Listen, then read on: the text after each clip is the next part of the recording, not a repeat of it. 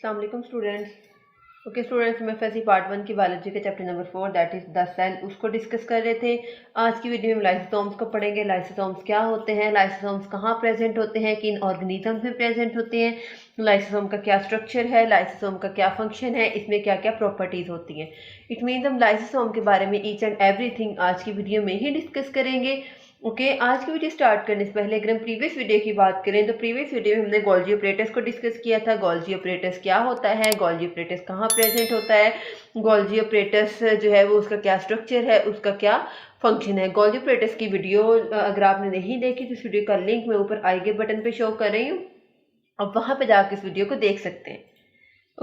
आज का टॉपिक अगर हम स्टार्ट करें दैट इज लाइसोसोम्स। लाइसोसोम्स जो है वो basically it is the combination of two words, ठीक है, lyso and some. Lyso mean split और सोम मीन बॉडी। ये तो आप सबको पता है, सोमा मीन बॉडी होता है। लाइसो के क्या मतलब है, स्प्लिट करना मतलब कि ब्रेक डाउन करना। अब लाइसोसोम्स में क्या होगा, मटेरियल्स की, सेल की डिफरेंट पार्ट्स की ब्रेक डाउन होती है, ठीक है।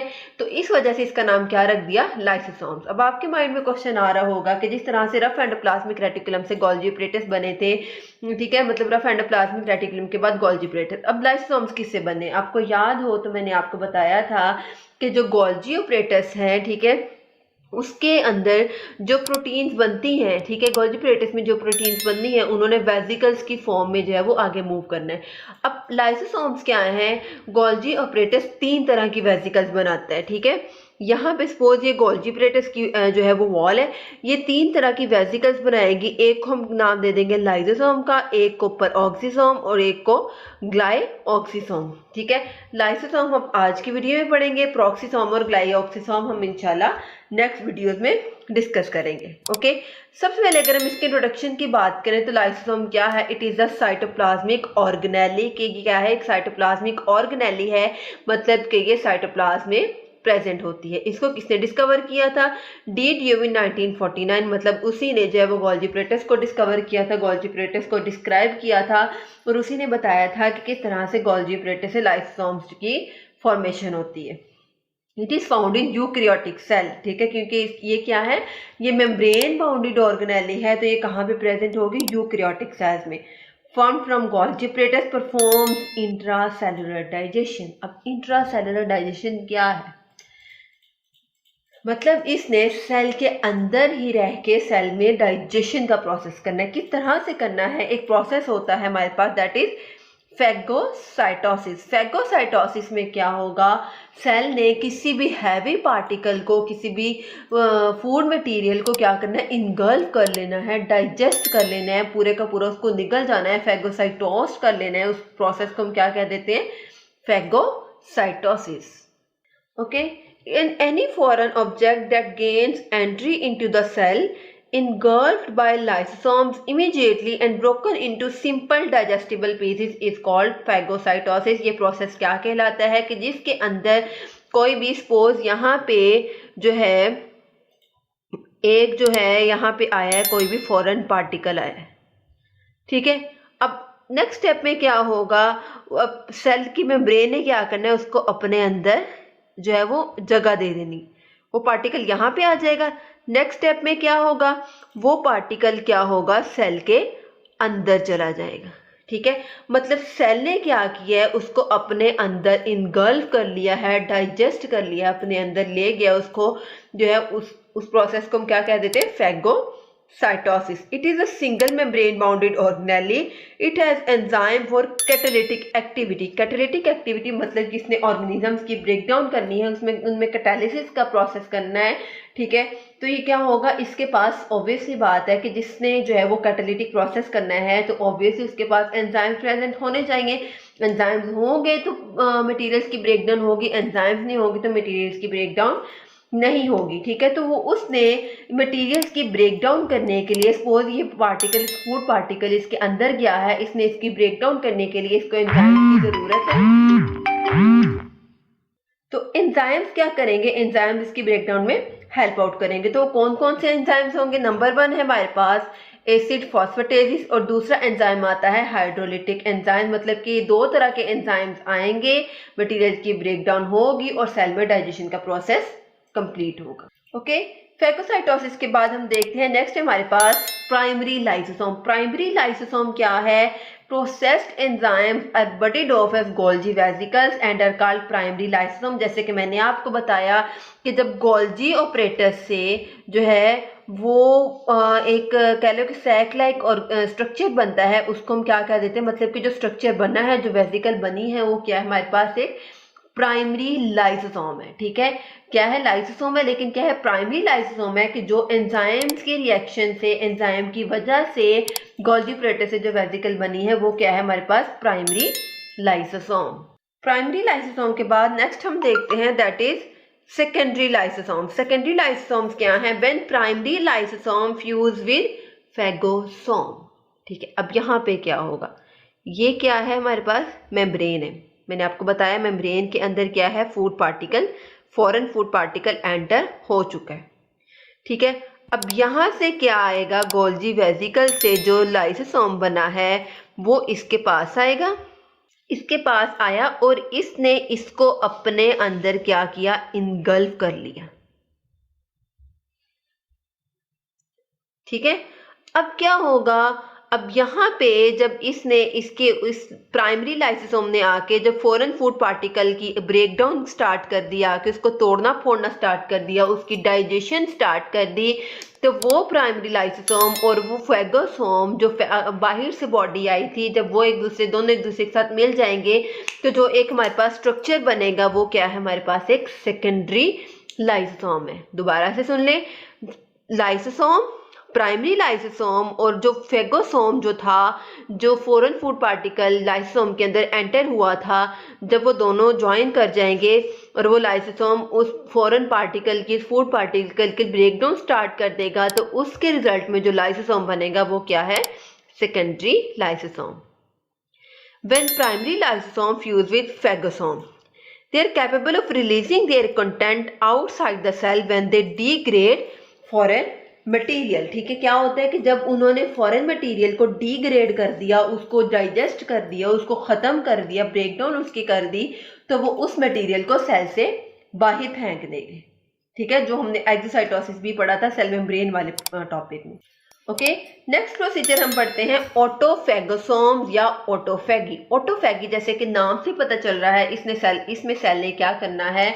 सेल्फ ईटिंग करनी है, अपने आप को खाना है। ठीक है, मतलब अपनी डाइजेशन जो है वो करेगा, तो इस प्रोसेस को हम क्या कहेंगे? ऑटोफेगोसोम या ऑटोफेगी। ठीक है, इसमें क्या होगा? Some old worn out parts of cell such as mitochondria digested. अब इसके अंदर क्या हुआ है? ऐसा माइटोकॉन्ड्रिया जो कि वर्किंग पोजीशन में नहीं है, ओल्ड माइटोकॉन्ड्रिया है, सेल क्या करेगा? उसको डाइजेस्ट करना स्टार्ट कर देगा। जब उसको डाइजेस्ट करना स्टार्ट कर देगा, इट मीन्स कि सेल ने अपने ही पार्ट्स को खाना शुरू कर दिया, तो वो क्या है? Autophagosome. In the same materials of cells may be recycled, also result in degeneration of cells as during developmental processes. इसमें क्या होता है? सेल एक तो रिसाइकल हो जाते हैं, मतलब कि पुराना सेल खत्म हो गया और नया सेल बनना शुरू हो गया, और यही प्रोसेस ऑटोफेगोसोम या ऑटोफेगी का प्रोसेस जो है ये डेवलपमेंटल प्रोसेस में भी होता है, जिसे हम क्या कहते हैं? एपोप्टोसिस। एपोप्टोसिस क्या है? प्रोग्राम्ड सेल डेथ है, जिसमें सेल जो है पहले प्रोग्राम करता है कि मैंने अपने बॉडी पार्ट्स को खाना है, मैंने अपने बॉडी पार्ट्स को ख़त्म करना है, तो इस प्रोसेस को क्या कहते हैं? एपोप्टोसिस। ठीक है, इसमें क्या होता है? इसकी एग्जांपल आप इस तरह से लो, ठीक है, कि जैसे एक जो है वो फीट, डक के जो फीट है वो वेब्ड होते हैं। किस तरह से वेब्ड होते हैं? उसकी ये वाले जो चीज़ें हैं, यहाँ पे उनकी फिंगर्स के दरमियान में जो है वो मेम्ब्रेन होती है, जो उसकी फिंगर्स को आपस में जोड़े रखती है। इसी तरह से जब एक जो है वो डेवलपमेंटल प्रोसेस हो रहा है किसी बेबी का, तो उसकी बॉडी में भी क्या होता है? यही प्रोसेस होता है। उसके हाथों में भी मेम्ब्रेन होती है सेंटर में, लेकिन वक्त के साथ साथ क्या होता है कि वो जो है सेल जो है वो अपने आप में ही उसकी बॉडी के अंदर से ही उसके सेल्स को ख़त्म करना शुरू कर देगा। जिस तरह से हमारी उंगलियां फिर आहिस्ता आहिस्ता जो है वो सेपरेट होती हैं, मतलब सेल ने अपने ही पार्ट्स को खाना शुरू कर दिया। प्रोग्राम्ड सेल डेथ है डेवलपमेंटल प्रोसेस के थ्रू, तो ये किसके थ्रू होती है? ऑटोफेगोसोम।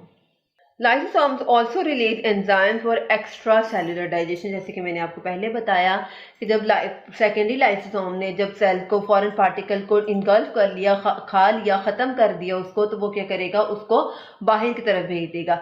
अब जब वो सेल में से मटीरियल्स को बाहर भेजेगा तो उसके साथ क्या होगा, कुछ एंजाइम भी बाहर आएंगे। तो सेल के आउटसाइड एरिया में, सेल के बाहर जो है एंजाइम्स आके जब एक्ट करेंगे, जो है वो डिफरेंट पार्टिकल्स में जो है वो उनके डाइजेशन में हेल्प करेंगे, तो ये क्या हो जाएगी हमारे पास, एक्स्ट्रा सेलुलर डाइजेशन। इसके बाद हम लास्ट में बढ़ते हैं इसमें स्टोरेज डिजीजेज, कि इसमें कौन कौन सी स्टोरेज डिजीजेज को हम डिस्कस करेंगे।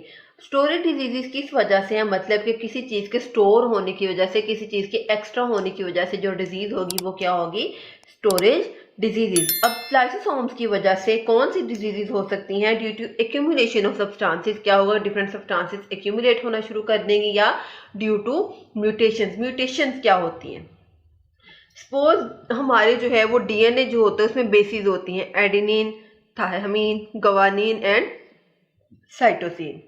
अब एडेनिन ने हमेशा किसके साथ पेयर करना है, थायमीन के साथ। ग्वानिन ने हमेशा साइटोसिन के साथ डबल बॉन्डिंग करनी है, ठीक है। अब क्या होगा, जो है हमारी बॉडी में जितने भी जो है वो डीएनए मतलब कह लो कि जितनी भी ट्रेट्स बनती हैं, जितनी भी जीन्स हैं, उसमें उनके अंदर स्पेसिफिक एक कह लो स्पेसिफिक उसके अंदर अरेंजमेंट होती है इन बेसिस की। अब अगर कोई भी बेस जो है वो अपनी जगह से डिस्प्लेस हो जाती है, एडेनिन की जगह आके साइटोसिन लग गई या थायमीन की जगह आके ग्वानिन लग गई, ठीक है, तो क्या होगा, इसको हम म्यूटेशन कहते हैं। कि जब जो है एक बेस की जगह दूसरी बेस आ गई, या एक बेस जो है वो गलत जगह पे एडजस्ट हो रही है, तो उसको हम क्या कहेंगे, ये म्यूटेशन होगी। अब म्यूटेशन की वजह से भी डिफरेंट डिजीजेस हो सकती। ओके, सबसे पहली जो हम इसमें डिजीज डिस्कस करेंगे that is glycogenesis type 2 disease. ये क्या है, ये ग्लाइकोजन की वजह से होती है। किस तरह से, कि जब लिवर और मसल जो है वो ग्लाइकोजन से जो है वो भर जाते हैं, लिवर और मसल्स में ग्लाइकोजन एक्यूमुलेट होना शुरू हो जाती है, जमा होना शुरू हो जाती है, तो उसकी वजह से जो डिजीज होती है तो वो क्या है, ग्लाइकोजिनोसिस टाइप 2। नॉर्मल कंडीशन में क्या होता है कि हमारी बॉडी जो है वो ग्लाइकोजन लेके आ रही है, लेकिन वो हमारे मसल्स के अंदर स्टोर कर रही है। अब कुछ कंडीशंस ऐसी होंगी कि जिसके अंदर हमें फूड जो है वो प्रोवाइड नहीं होगी, ठीक है। अगर हमें फूड प्रोवाइड नहीं हो तो क्या होगा, हमारी बॉडी लिवर और मसल्स में से ग्लाइकोजन को लेगी और उसको एनर्जी के तौर पे यूज करेगी। किसी भी डिसीज की वजह से, किसी एंजाइम की वजह से जब ग्लाइकोजन जो है वो ग्लूकोज में कन्वर्ट नहीं हो रही, बॉडी को नहीं मिल रही, तो वो क्या होगी, मसल्स में स्टोर होना शुरू हो जाएगी, जिसकी वजह से जो है वो एक एक्सट्रीम लेवल तक स्टोर हो जाएगी। इसकी वजह से जो डिजीज होगी वो क्या है, हमारे पास glycogenosis type 2 disease. In this disease, enzymes that degrade glycogen to glucose is absent and glycogen accumulates within liver and muscles। क्या होता है, वही बात है कि जब एंजाइम प्रेजेंट नहीं होगा तो क्या होगा, ग्लाइकोजन ग्लूकोज में कन्वर्ट नहीं होगा, ग्लाइकोजन ग्लूकोज में कन्वर्ट नहीं होगा तो वो मसल्स में एक्यूमुलेट होना शुरू हो जाएगा, तो इसकी वजह से ये डिजीज हो सकती है। सेकेंड डिजीज है हमारे पास टे-सैग्स डिजीज। ये क्या है, because of absence of enzymes involved in catabolism of lipids. अब क्या होगा, अगर लिपिड्स की एक्यूमुलेशन होना स्टार्ट हो जाए, अगर बॉडी में लिपिड ज़्यादा एक्यूमुलेट होना स्टार्ट हो जाए, तो उसकी वजह से जो डिजीज होगी वो क्या होगी, Tay Sachs disease. Accumulation of lipids in brain cells leads to mental retardation and even death. ये लिपिड्स कहाँ पे एक्यूमुलेट होंगे, ब्रेन सेल के अंदर, और अगर ये वहाँ पे एक्यूमुलेट होते रहे, ब्रेक डाउन इनकी नहीं हुई, तो क्या होगा, मेंटल रिटार्डेशन होगी, जो ह्यूमंस का मेंटल लेवल भी डिस्टर्ब हो सकता है, और यहाँ तक कि डेथ भी हो सकती है लिपिड की एक्यूमुलेशन के केस में। ओके स्टूडेंट्स, तो ये था आज का छोटा सा टॉपिक। आई होप आपको टॉपिक अच्छे से समझ आ गया होगा। अगर आपको इस टॉपिक में कोई भी कंफ्यूजन हो या किसी चीज़ की समझ ना आए तो कमेंट सेक्शन में ज़रूर पूछिए। अगर आपको मेरी वीडियो अच्छी लगे तो चैनल को लाइक करें, सब्सक्राइब करें, साथ ही बेल आइकन के बटन को प्रेस करें। इससे आपको मेरी हर वीडियो का नोटिफिकेशन सबसे पहले देखने को मिलेगा। ओके स्टूडेंट्स, अल्लाह हाफिज़।